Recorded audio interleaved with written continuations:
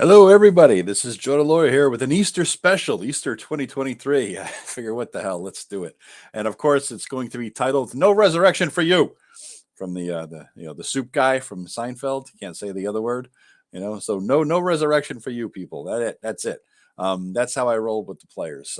You don't get resurrection, you don't get reincarnation, and I make death and dying a little bit easier to do. Maybe a little bit harder than 2E says, but a little bit easier to do than some games. But the other thing I do is, if you die, you're dead. All right. So let me scroll down. Oh, by the way, I have updated my second edition house rules. I realized that the ones I had up there were from November when I had still not fine tuned them. And to be honest, I'm not ever going to end the fine tuning of the house rules.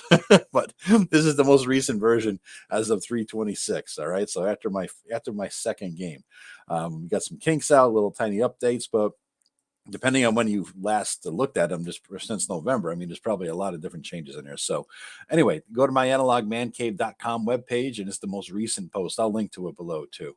But let me just scroll down here, and I will show you, because I highlighted it in blue. Let's see if that's stuck. I'll show you my house rules for death and dying, guys. It's not, I didn't highlight it. All right. So bottom line, you can't do it.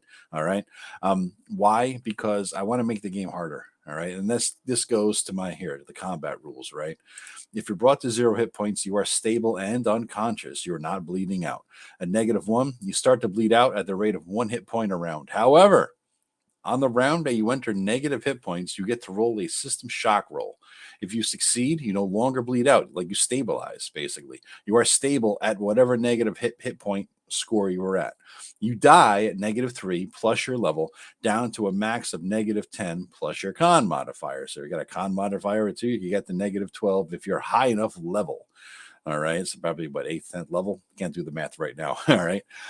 If your mod is negative, your max is reduced. If you get to below -3 hit points, you will have a battle scar that cannot be healed away. The scar is appropriate for the type of blow, wound, damage that brought you down.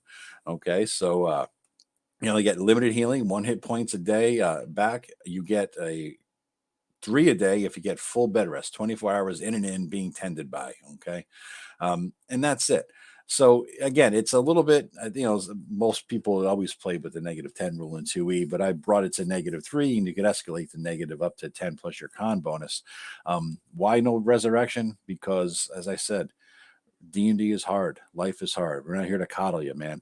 We're here to make sure you you have fun, and without the risk, there is no great reward. Okay, without the thought that you might die forever, you won't really appreciate what you get. Plus, it makes you a better player if you realize that what you are doing could result in this character's permanent death forever. It doesn't matter what level you are.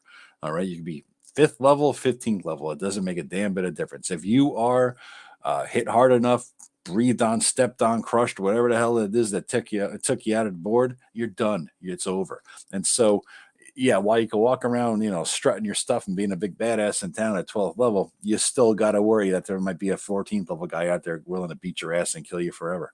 All right. So bottom line, yeah, no resurrection in my game, no reincarnation. You're dead. That's it. It's over. Okay. And I think it makes it a more interesting game. Makes for more resource management, I think, for people. They want to always make sure they have whatever it is that they're going to need to help keep them alive. And basically, it makes it more fun. The juices are flowing when you think you might die, unlike in 5th edition where it's damn near impossible. All right. So anyway, short little video here today. Hope you enjoyed it. And this is half the purpose of the video, is to show you my second edition house rules are up, and they are republished in the latest, greatest version on analogmancave.com. Okay. So go take a look there. I'll link to it below if you want. And if you have any questions or anything that you say, hey, this house rule, why did you do that? Or this is stupid. It doesn't make sense. Or, hey, Joe, based on the style of house rules you're doing there, here's a new house rule for you might like.